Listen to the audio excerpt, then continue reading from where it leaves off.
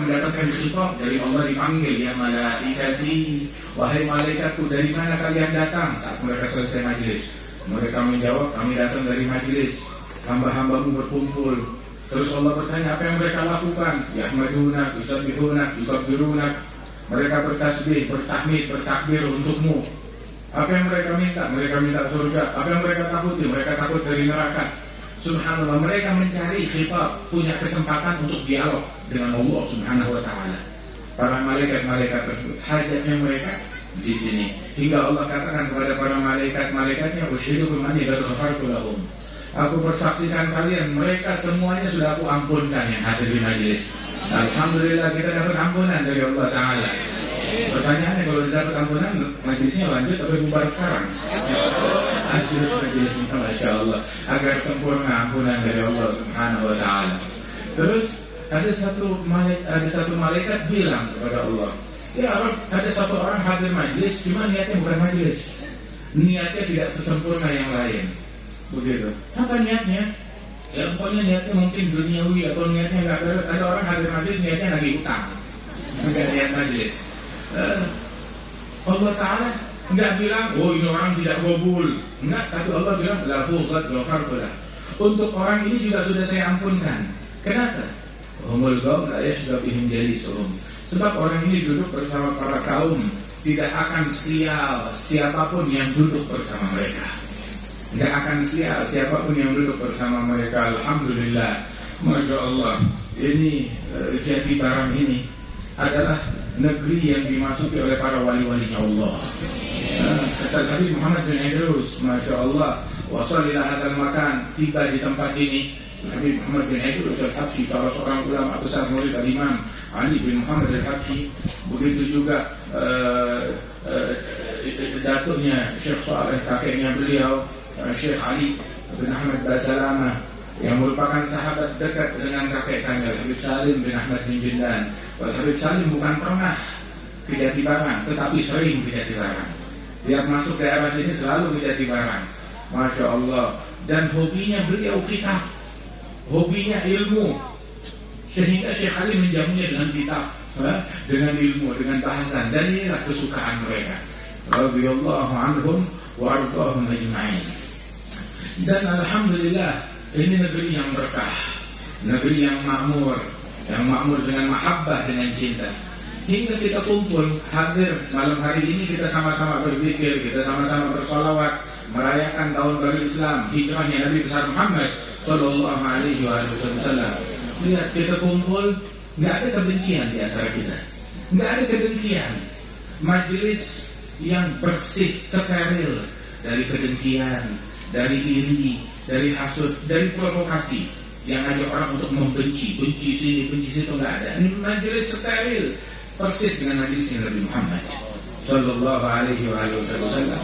Ini majelis ini yang menjadi obat. Nggak ada ajaran Islam yang ngajarin kita untuk mendengki, untuk membenci. Apalagi benci kepada sahabat Nabi atau para aulia atau para salihin atau keturunan Rasulullah Sallallahu Alaihi Wasallam. Kita ngajakin orang untuk cinta kepada Nabi Muhammad.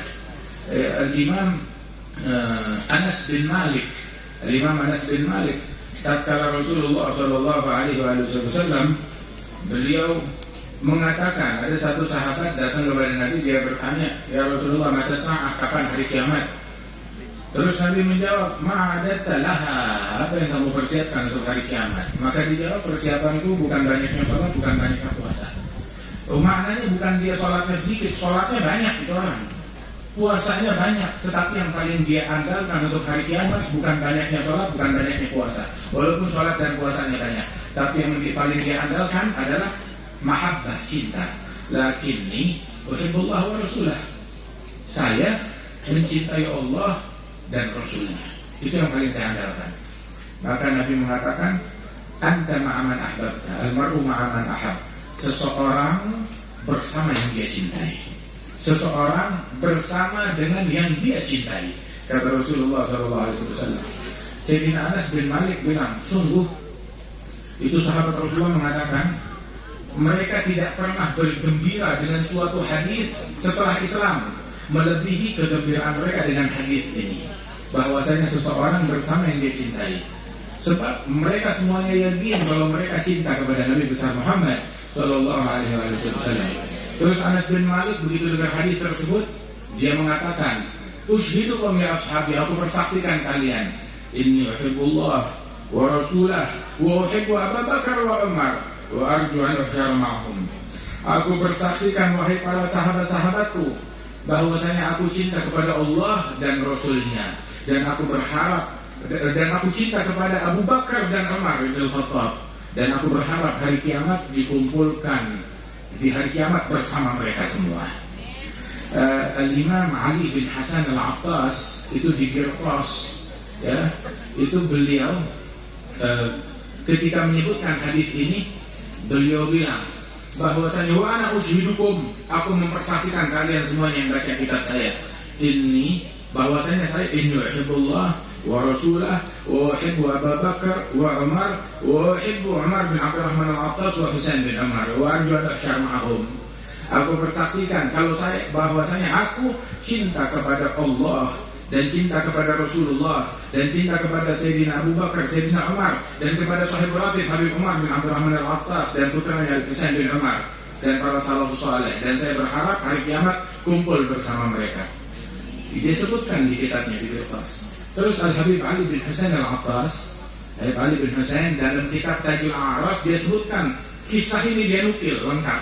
Terus dia bilang, dan saya Ali bin Husain Al-Attas, saya mempersaksikan kalian, saya menyatakan kalau saya cinta kepada Allah dan cinta kepada Rasulullah dan saya cinta kepada Abu Bakar dan Umar, dan saya cinta kepada Habib Umar bin Abdurrahman Al-Attas, dan cinta kepada Husain bin Umar dan kepada Ali bin Hasan Al-Attas dan para salaf-salaf saya, dan aku berharap, dan cinta kepada Habib Saleh bin Abdullah Al-Attas, saya Managib yang dia buat, dan saya berharap hari kiamat dikumpulkan bersama mereka. Cinta kepada mereka itu otomatis. Syekh Al-Habib Umar bilang itu al-mahabbah lazimul iman. Itu kecintaan, cinta itu nggak terlepas dari iman. Kalau nggak ada cinta, nggak ada iman. Imannya gugur, imannya nggak sah. Itu kecintaan kepada mereka adalah sebuah keimanan.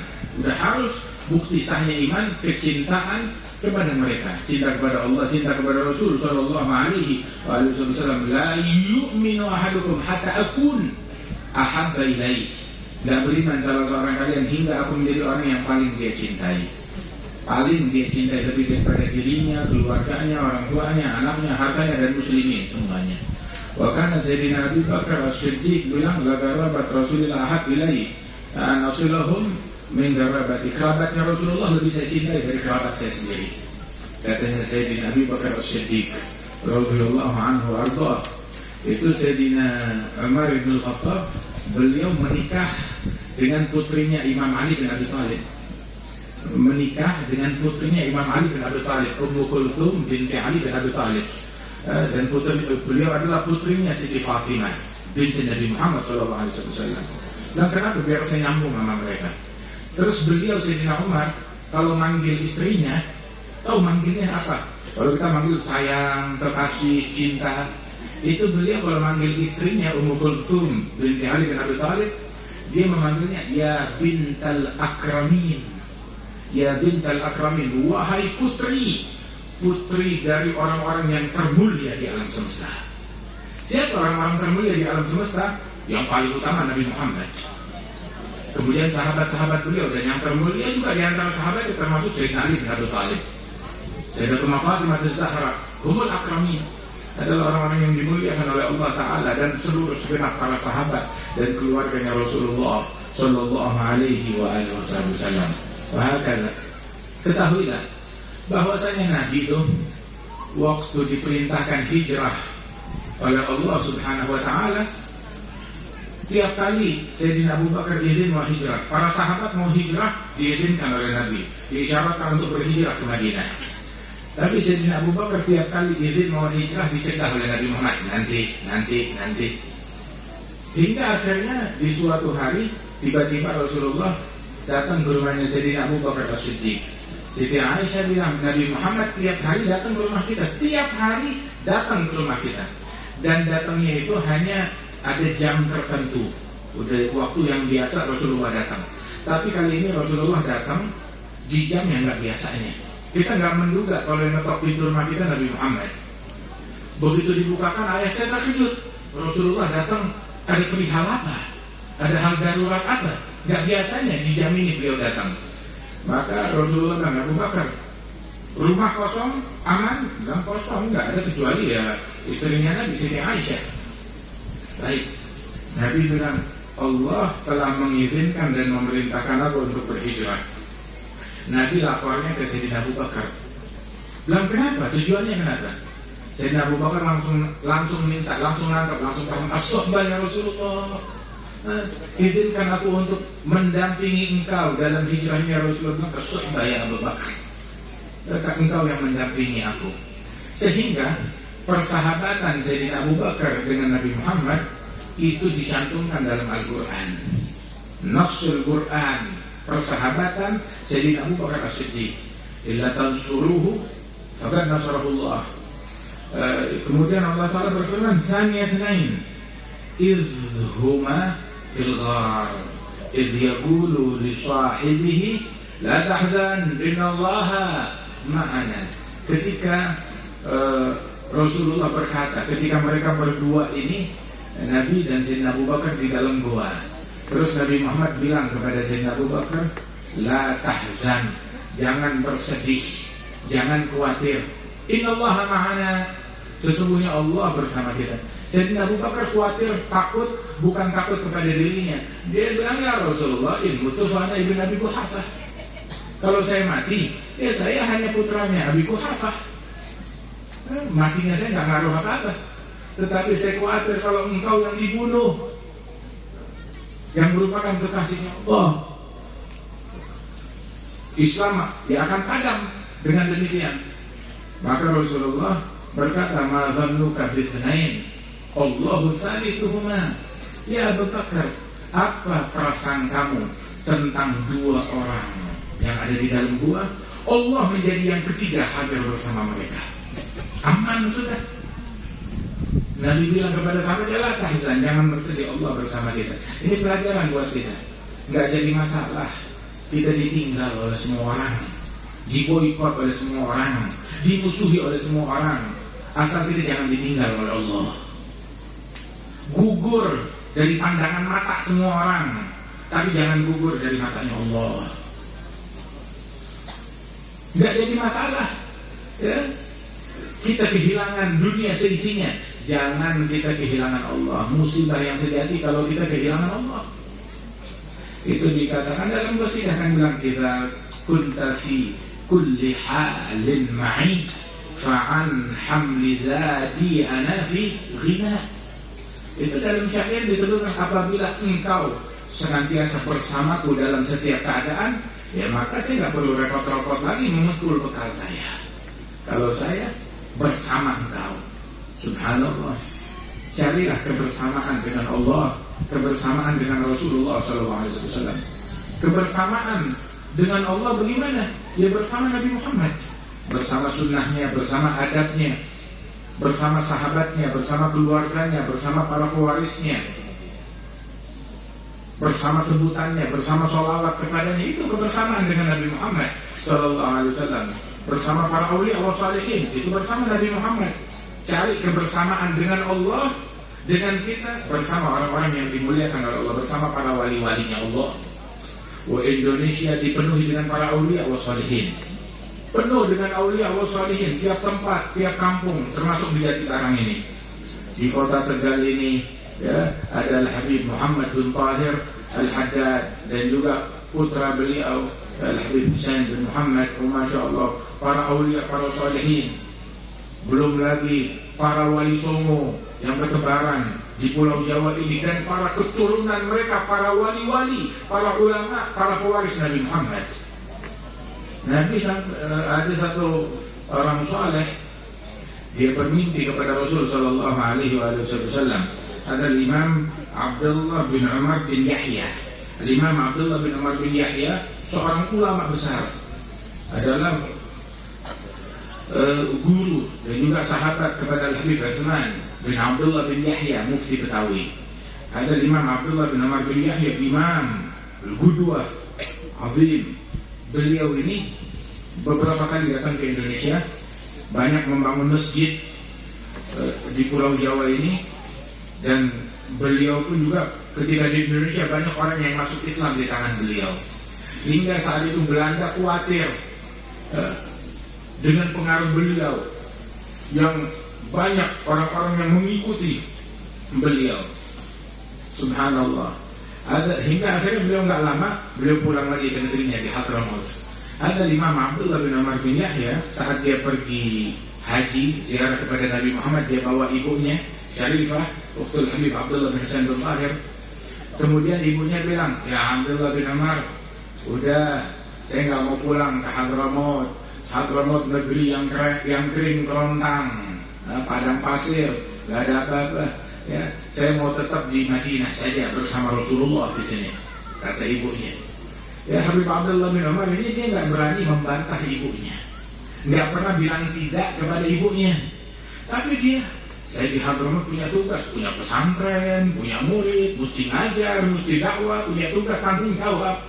Tapi dia nggak berani bilang enggak kepada ibunya. Apa yang dia lakukan? Dia ngadep kepada Nabi Muhammad, datang kepada Rasulullah, tawasulnya Rasulullah, ibu saya nggak mau pulang, dia belum mau pindah di sini, dan saya nggak berani berkata tidak kepada ibu saya. Tiba-tiba ya sudah, dia cuma ngadu begitu aja, pulang. Besok harinya di penginapan, di tempat dia beristirahat, ibunya tiba-tiba bilang, ya Abdullah, ayo siapkan barang-barang, kita pulang secepatnya, ini hari atau besok kita pulang ke Hadramaut. Dia bilang, ibu kenapa mau pulang? Kemarin katanya mau menetap di sini, kok mau pulang? Bilang, semalam saya mimpi Rasulullah. Rasulullah bilang kepada saya, kamu pulang ke negerimu wahai putriku. Pandanganku terhadap kalian di negeri kalian lebih besar daripada pandanganku kepada kalian saat kalian di sini. Sebab kalau kalian di negeri kalian, kalian memikul tugas dakwahnya Nabi Muhammad. Nah, disinilah Pulau Jawa ini ya, dipenuhi dengan orang-orang yang merupakan tempat pandangannya Nabi Muhammad sallallahu alaihi wasallam. Wa hamalnahum ala dhati alwahin wa dusur tajri bi'ayunina jazaan liman kana kufir.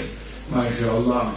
Itu Allah Ta'ala menyatakan kepada Nabi Musa, walitusna'a ala aini wa alqitu 'alaika mahabbatan minni walitusna'a ala aini. Aku limpahkan kepada engkau mahabbah, cinta dari Allah Subhanahu, tumbuh dengan asuhannya Allah Subhanahu wa ta'ala. Itu Allah kalau cinta kepada hambanya, Allah kalau cinta kepada seorang hamba, Allah panggil malaikat Jibril. Jibril dipanggil, suruh menghadap kepada Allah. Jibril menghadap kepada Allah. Naam ya Rabb. Allah mau bilang apa kepada Jibril? Ada perihal apa? Hingga malaikat Jibril dipanggil oleh Allah. Ada apa?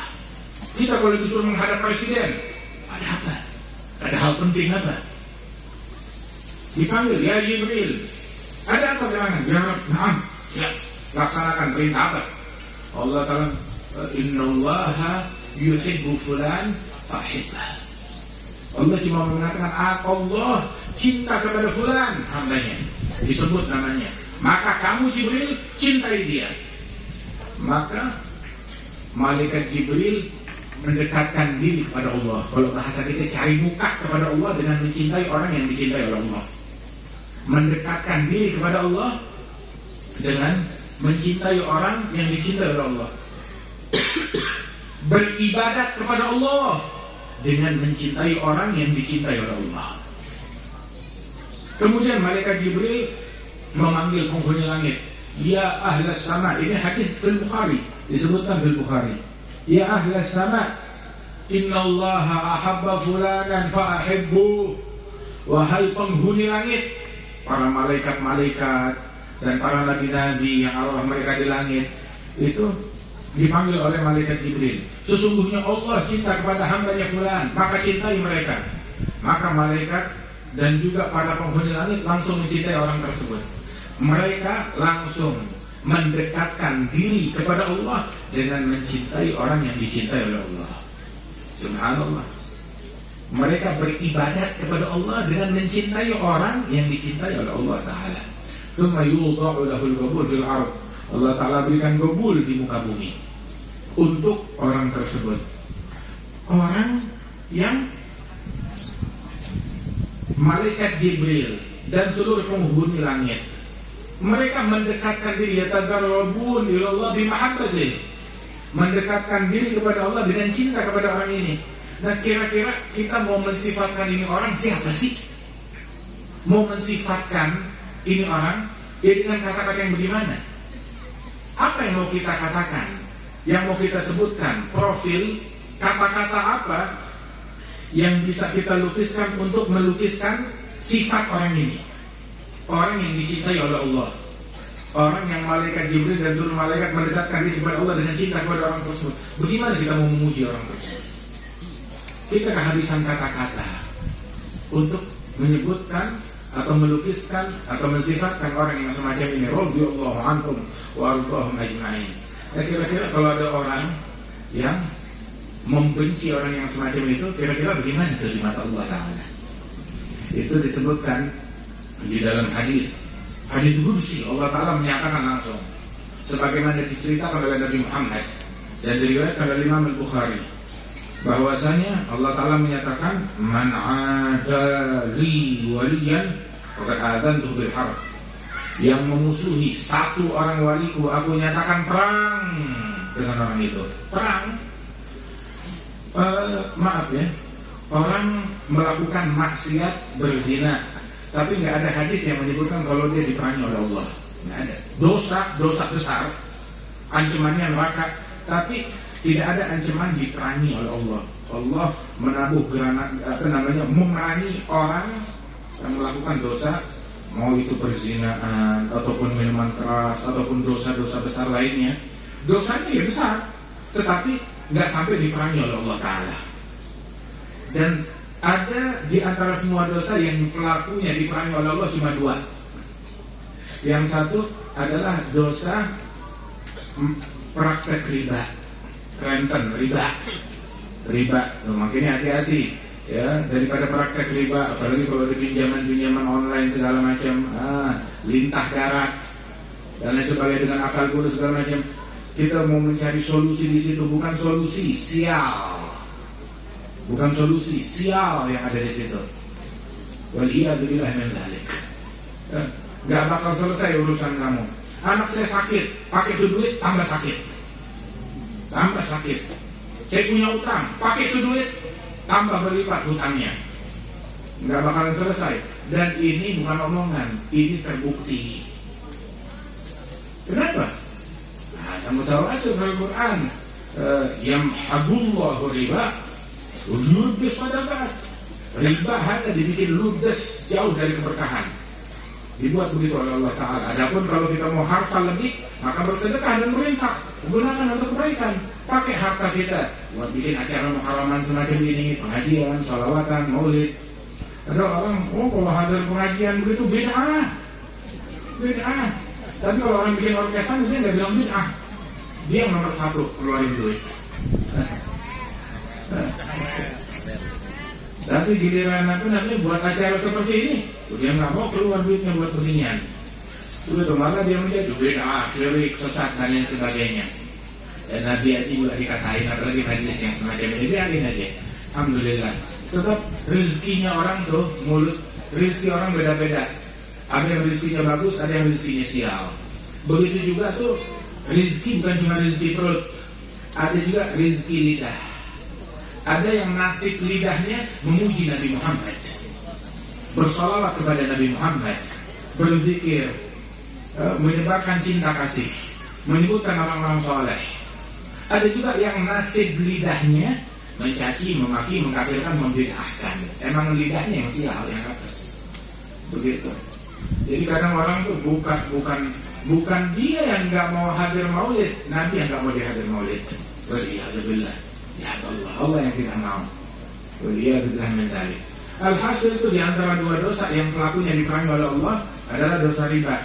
Illam tantahu fa'adzanu biharbin minallahi wa rasulih. Kalau kalian tidak mau berhenti dari praktek riba, makanya dinyatakan perang, umumkan pernyataan perang dari Allah dan Rasulnya.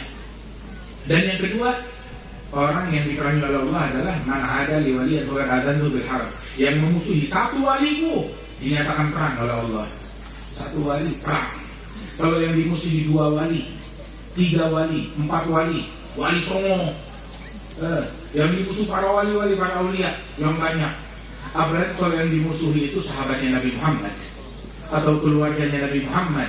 Kalau walinya sahabat Nabi, keluarganya Nabi, tambah sial lagi ke orang. Itu ketahuilah bahwasanya 70 orang yang madomnya sehebat Imam Junaid nggak bisa mencapai derajat sahabat yang paling rendah. Dan sahabat semuanya mulia dan agung. Sahabat semua mulia. Wali yang paling tinggi nggak bisa mencapai derajat sahabat yang paling rendah. Sahabatnya Rasulullah SAW.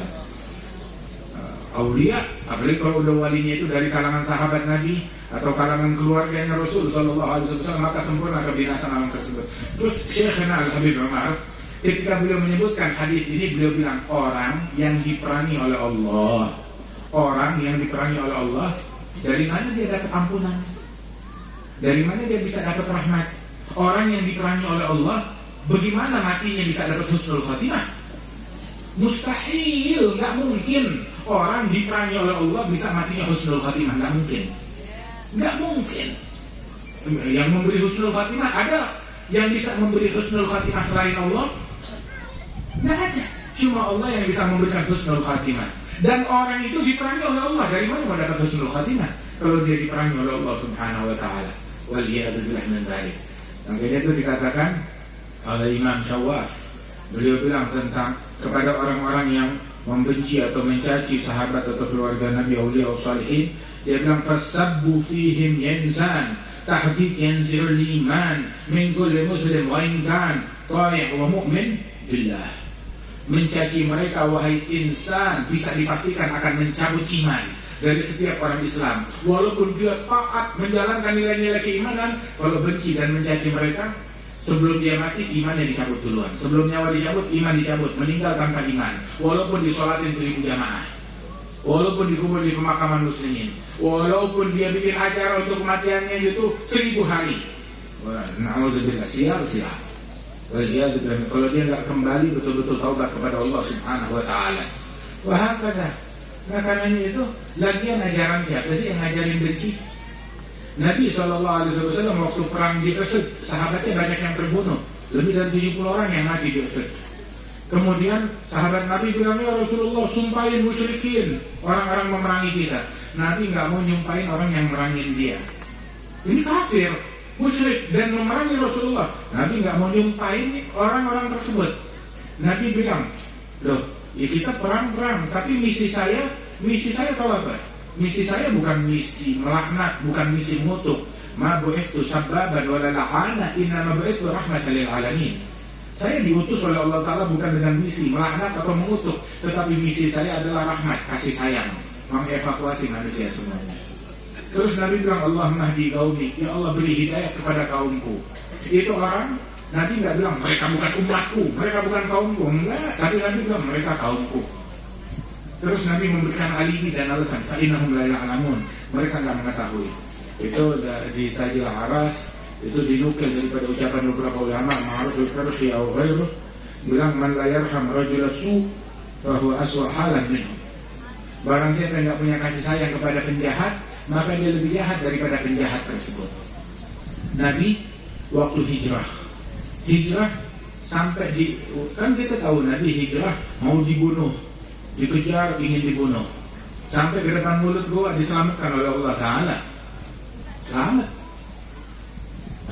Hingga orang-orang musyrikin nggak tahu keberadaan Rasulullah sampai Rasulullah datang ke Madinah. Begitu sampai ke Madinah, Nabi bukan datang untuk memprovokasi massa. Akhirnya saya sampai dan menjadi mayoritas di negeri ini. Ayo cabut pedang, cabut golok, sembelih orang-orang kafir.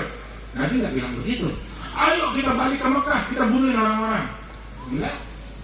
Ayo kita begal mereka semua yang lewat sini orang Mekah. Enggak. Kita boikot mereka. Tidak memboikot.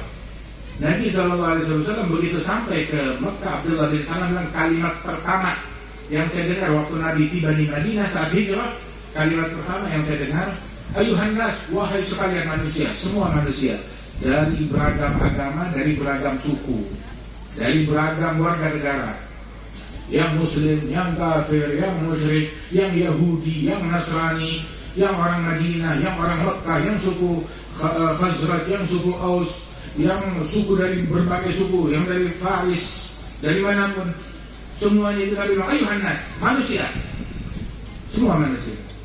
Kata Nabi, afshu salam, sebarkan salam, damai, silul arham, sambung silaturahmi, jangan diputus. Islam bukan datang untuk memutuskan silaturahmi. Justru Islam datang, orang yang masuk Islam, maka begitu dia masuk Islam, malah jadi tambah wajib silaturahmi. Begitu dia masuk Islam, malah jadi tambah wajib birrul walidain. Itu Islam. Birrul walidain wajib, walaupun orang tuanya non-muslim. Begitu juga silaturahmi. Siti Khadijah bilang kepada Nabi Muhammad waktu Rasulullah terima wahyu pertama kali habis pulang dari Gua Hira, bilang, wallah la yukhzirakallahu abada innaka la tasilur rahim wa tughrid dhaif wa tahmilul kal wa tu'in ala nawabil haq. Ya Rasulullah, ya Muhammad, dia bilang kepada suaminya, Allah gak bakal mengecewakan engkau, gak bakal meninggalkan engkau. Engkau adalah pribadi yang gemar menjamu tamu, gemar silaturahmi. Dari sebelum Islam gemar silaturahmi Nabi Muhammad. Masya Allah, membantu orang yang kesusahan, membantu orang yang ditimpa musibah dan ditimpa bencana. Sallallahu alaihi wasallam. Ada Siti Khadijah mengatakan demikian. Di Bukhari, di awal bab Bukhari disebutkan itu. Kaifa kana badal wahyi kepada Rasulullah sallallahu alaihi wasallam dari hadis Sayyidatina Aisyah radhiyallahu anha wa ardhaha. Alhasil, Nabi begitu sampai sambung silaturahmi, al-imu ta'am, kasih makan orang. Wasallu billahi wa nasu niyam. Terus ngajak orang kepada dakwahnya. Tetap gak melupakan dakwah. Bermasyarakat, ihsan, bikin baik, sosial. Tapi dakwah juga gak ditinggalkan. Ayo sholat di malam hari.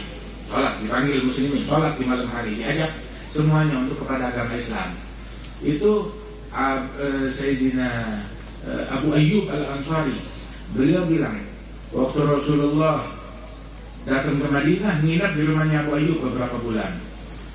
Terus di hari pertama disediakan makanan. Nabi bilang, Abu Ayyub, di makanan banyak, panggil orang-orang non-muslim dari tokoh lingkungan biar makan bareng saya.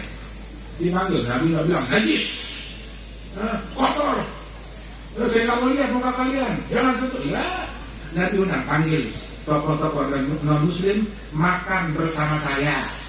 Allah, dipanggil itu tokoh non-muslim 7 orang makan bersama Rasulullah. Selesai mereka makan, makanan masih banyak. Nabi bilang, Abu Ayyub, masih banyak makanan, panggil lebih banyak lagi.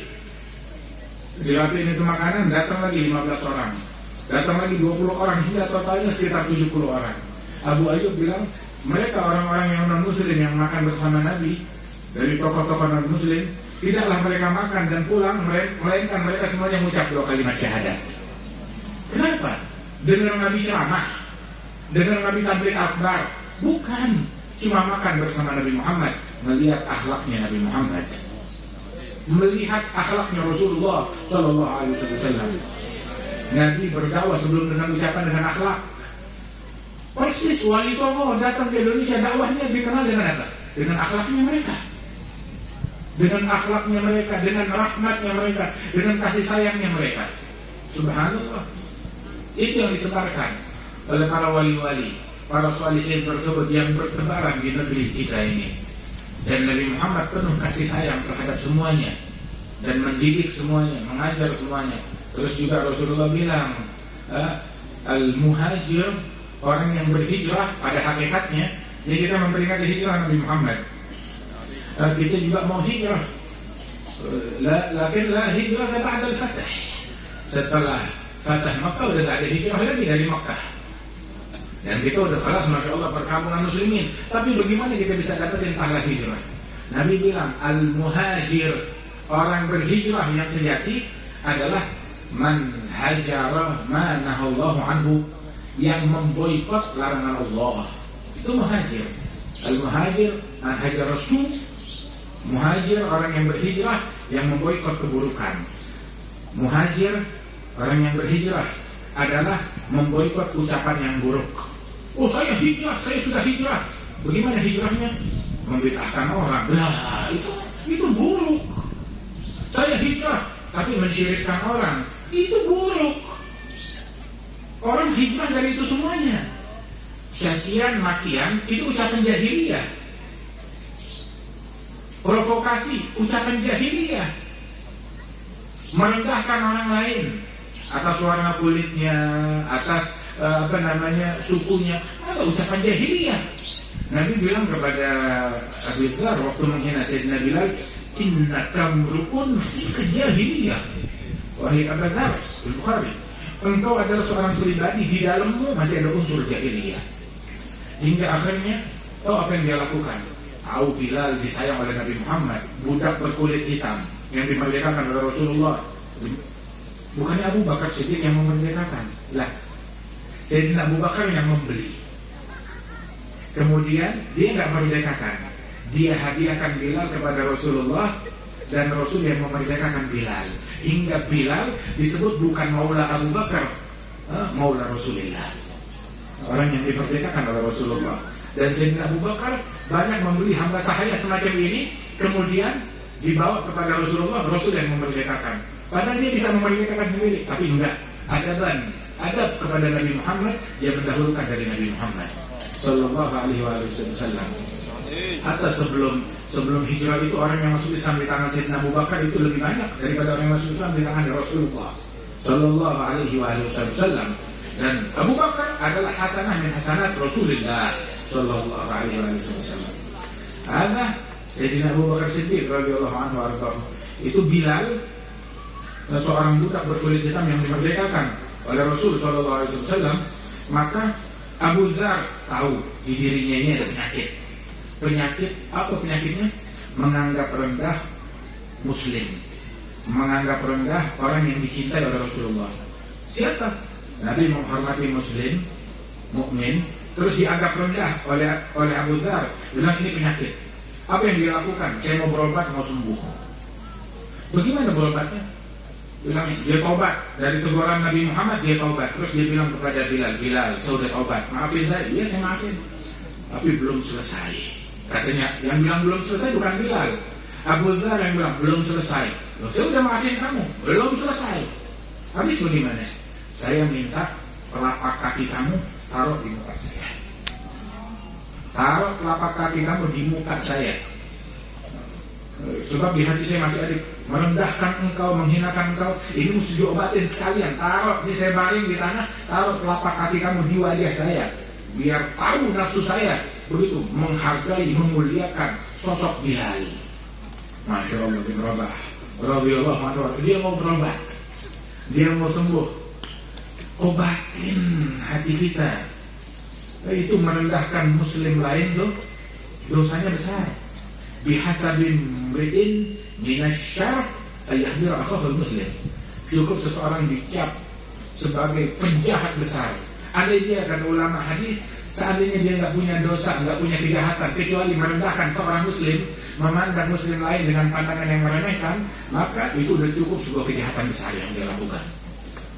Apalagi kalau yang dia remehkan sahabat, keluarga Nabi, atau aulia, atau salihin, itu berbahaya, itu fatal. Sembuhin, berobat hati kita daripada kedengkian, daripada kebencian kepada sesama tersebut. Wahakala. Nah itu Rasul Sallallahu Alaihi Wasallam mengajarkan ke al-muhajir, orang yang berhijrah adalah yang memboikot keburukan, boikot kata-kata yang kotor, slogan yang kotor. Sebagaimana kata-kata yang tidak baik, yang di sini cacian, makian, provokasi, ujaran kebencian, haram diucapkan, haram juga untuk didengarkan. Yang haram diucapkan, haram didengarkan. Oh saya cuma nggak dengerin, yang ngomong Ustadz gadungan yang ada di medsos, begitu, ya haram dilihat, ya haram didengar juga. Begitu, tinggalin itu semuanya, jangan. Begitu, padamkan. Amitul mungkar bil i'rab anhu. Padamkan kemungkaran dengan kita berpaling daripada kemungkaran tersebut. Jangan kita dengarkan. Dengerin nasihat, dengerin Al-Quran, dengerin ujangan para syuyukh, para ulama, para masyayikh radhiyallahu anhum warḍahum. Kata begitu. Boikot ucapan yang buruk, pendengaran yang buruk, penglihatan yang buruk, jangan dilihat keburukan tersebut. Prasangka, sifat-sifat perang yang buruk, boikot. Itu muhajir. Orang yang berhijrah yang sejati dapetin pahala hijrah dalam itu semua. Insya Allah ini tahun menjadi tahun kejayaan bagi umat Islam. Tahun kemenangan bagi umat Islam. Tahun keberhasilan bagi umat Islam. Kejayaan umat Islam bukan, ini kadang orang kalau bilang ini tahun kemenangan umat Islam, berarti umat Islam yang jadi presiden gitu. Wah, yang berjaya. Kadang tuh doa ini dikaitkan tuh sama kursi. Ya, jadi saya kasih tahu nih. Jadi, maksudnya ini tahun kejayaan bagi umat Islam. Umat Islam di tahun ini nggak ninggalin yang namanya sholat jamaah. Presidennya Nabi Muhammad, tapi kita ninggalin sholat jamaah. Di zaman Nabi Muhammad juga ada Abdullah bin Ubay, tapi sial. Di zamannya Nabi Muhammad ada Abu Lahab, ada Abu Jahal, ya mati sial juga mereka itu. Sekali celaka ya tetap celaka. Tapi waktu presidennya Fir'aun ada Nabi Musa, orang beruntung ya tetap beruntung. Subhanallah. Kita mau pemimpin yang baik, alhamdulillah. Tapi nih, ya pikiran kita jangan ngeres tuh. Menafsirkan segalanya itu, oh ini orientasinya politik. Dengerin. Ini tahun kejayaan umat Islam adalah ketika kita sebagai umat Islam di tahun ini nggak ketinggalan sholat jamaah. Tahun ini ya nggak ketinggalan takbiratul ihram bersama imam. Tahun ini nggak ketinggalan tahajud qiyamul lail, walaupun 15 menit sebelum subuh kita udah berada di atas sejadah, walaupun 15 menit sebelum subuh. Tahun ini nggak ketinggalan sholat duha walaupun 2 rakaat, nggak ketinggalan witir walaupun 3 rakaat. Tahun ini nggak ketinggalan sedekah setiap hari walaupun 1.000 rupiah. Walaupun sebutir kurma ataupun sebutir buah. Tahun ini nggak ketinggalan baca Al-Quran setiap hari walaupun 2 lembar atau 3 lembar. Sebisa mungkin sholat di masjid. Tahun ini mesti hadir majlis. Nggak bisa tiap hari. Ya sudah mau berapa hari sekali? 3 hari sekali, seminggu sekali. Kita hadir daripada majlis-majlis yang semacam ini. Alhamdulillah, selagi di wilayah kita, di kampung kita banyak orang soleh, banyak para ulama, banyak para masyayikh ambil kesempatan dengan hadir di majlisnya Syekh Saleh, dengan hadir di majlisnya para ulama, para masyayikh. Nikmat dari Allah Subhanahu wa Ta'ala. Tahu gak ini kita punya nikmat? Saya ketemu orang-orang di luar negeri. Kita datang ke Korea, datang ke Jepang, datang ke Taiwan. Itu di Taiwan tuh masyarakat Indonesia itu hampir 300.000 jumlahnya. Jumlah mereka sangat banyak. Di Jepang itu 70 ribuan. Yang ada di Korea itu sekitar 150 ribuan masyarakat Indonesia yang bekerja di sana. Dan mereka itu merindukan keberadaan majelis yang semacam ini. Rindu, pengen duduk di majelis yang semacam ini. Cuma gak bisa. Mereka nabung, kumpulkan uang, begitu datangkan ustaz dari Indonesia, safari dakwah di sana, ya, untuk bisa hadir bersama ustaz-ustaz tersebut. Cuma juga mereka terikat, harus kerja, harus ke pabrik, harus ngantor, nggak bisa 24 jam. Mereka berharap punya nikmat seperti yang kita punya ini. Alhamdulillah kita dapat nikmat. Dan bukan cuma itu aja, ini nikmat yang kita punya, nikmat yang nggak dimiliki bahkan oleh orang-orang yang hidup di Timur Tengah. Ini negeri kita alhamdulillah enak. Negeri kita Indonesia nikmat. Kita di sini bikin perayaan Muharram. Di Saudi nggak ada. Maaf, nggak ada. Sampai mereka bingung. 1 Muharram hari libur nasional di Indonesia. Itu di negara-negara Timur Tengah nggak begitu. Mereka bingung. 1 Muharram libur nasional. Mereka kagum. Indonesia itu sungguh negeri yang sangat cinta pada agama Islam. Nikmat dari Allah. Alhamdulillah. Dari para ulamanya, para tokohnya, pemerintahnya, kepolisian, TNI, dukung semacam ini. Pak Kapolsek hadir, Pak Dan Ramil hadir. Masya Allah, kemarin juga kita hadir acara, ada Kapolda juga, ya. Ada Pangdamnya juga ada. Masya Allah, semuanya support acara kegiatan yang semacam ini. Acara 1 Muharram juga. Jadi mana-mana tempat. Nikmat dari Allah Subhanahu wa Ta'ala. Mereka bingung. Indonesia 1 Muharram hari libur. Bukan itu aja, 12 Rabiul Awal juga hari libur. Mereka bingung.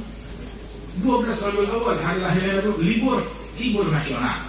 Bukan itu aja, 27 Rajab juga libur nasional. hari Isra Mi'rajnya Nabi Muhammad, libur nasional. Subhanallah, nikmat negeri kita. Ada lagi sekarang hari santri, Masya Allah, Alhamdulillah. Di negeri kita, di negara lain nggak ada. Tidak ada. Saudi aja baru 12 Rabiul Awal itu dari hari libur nasional ya baru 1 tahun ini atau 2 tahun ini. Di negara-negara lain nggak ada. Nikmat di negerinya kita ini. Dan cuma jaga kedamaian, keamanan di negeri kita. Jangan mau dibikin gaduh. Jangan mau dibikin bermusuhan dengan bangsa kita sendiri, dengan darah kita sendiri, dengan rakyat kita sendiri. Ini negeri udah enak, udah aman. Jangan mau kita diadu domba satu sama lain atas dalil bela Islam. Bela Islam bukan dengan caci maki. Islam nggak dibela dengan caci maki. Islam tidak dibela dengan mencaci sesama Muslim. Nggak ada. Islam nggak dibela dengan mengkafirkan sesama Muslim. Islam nggak dibela ya, dengan prasangka buruk kepada sesama Muslim. Nggak ada. Itu bela setan, bukan bela Nabi Muhammad. Bukan bela Islam yang seperti itu.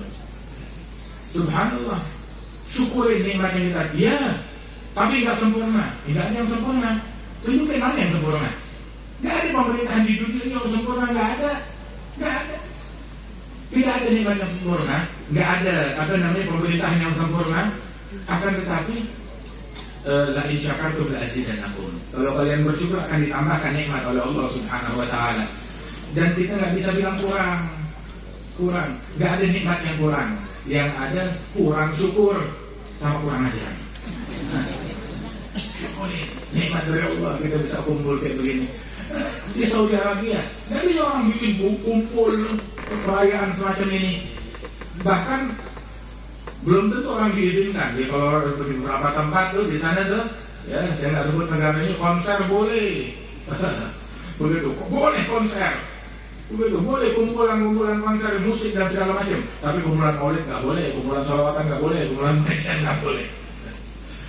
Kita bebas di negeri kita ini. Alhamdulillah. Terus tahu nggak apa lagi? Bahwasanya di beberapa tempat orang ngumpul begini, di Irak, di Libya, bahkan di sebagian tempat, sebagian wilayah di Yaman, di Timur Tengah sana, orang ngumpul begini takut diborondong tembakan, takut ditaruh bom, takut diledakin. Lagian juga teroris yang bilang takbir bela Islam, begitu taruh bomnya di masjid. Aduh, hatta terorisnya aja gendeng. Taruh bomnya di masjid, taruh bomnya orang lagi sholawatan, taruh bomnya orang lagi pengajian. La haula wala quwwata illa billahil aliyyil azim. Tapi negeri kita aman, kita hadir ngumpul aman. Ini udah malam, udah jam 10 lewat, udah hampir setengah 11. Kita pulang ke negeri kita, ke rumah kita aman. Nggak takut begal, nggak takut perampok. Insya Allah aman, negeri kita aman. Pak polisi aman nggak wilayah sini? Aman. Jaga nih keamanan kita. Jaga negeri kita, jangan mau diadu domba. Sebab negeri suatu wilayah, kalau udah rusuh, itu untuk kembali amannya itu nggak cukup 5 tahun, nggak cukup 10 tahun, nggak cukup 15 tahun. Beberapa wilayah Indonesia yang dipancing terjadi kerusuhan di wilayah Ambon ataupun di wilayah Poso atau di beberapa wilayah, begitu terjadi kerusuhan sekali, udah begitu sejak itu orang dilundung ketakutan. Selalu keamanan mereka itu nggak stabil, begitu. Selalu khawatir. Untuk recovery-nya itu mengembalikan aman 100% seperti dulu itu nggak bisa 5 tahun atau bahkan 10 tahun. Maka kita yang sudah aman dijaga. Jaga ini nikmat dari Allah Subhanahu wa taala. Orang tuh kalau udah rusuh, jangan ngaji juga nggak bisa, ekonomi juga nggak bisa. Udah nggak bisa apa-apa kalau negeri udah rusuh. Mungkin alhamdulillah nikmat dari Allah. Mudah-mudahan Allah Ta'ala jaga nikmat ini. Allah Ta'ala jaga bangsa kita. Dan jadikan ini tahun-tahun kedamaian, tahun keberkahan, tahun kemakmuran, tahun keamanan, tahun persaudaraan, tahun kesucian hati, dan tahun kejayaan. Kejayaan dalam akhlak kita, kejayaan syariatnya Nabi Muhammad di rumah kita, kejayaan dalam adabnya anak-anak kita, dan dalam pergaulan mereka. Amin ya rabbal alamin. Insyaallah hajat kita dikabulkan oleh Allah Ta'ala. Allah Ta'ala jauhkan diri dari bala, jauhkan diri dari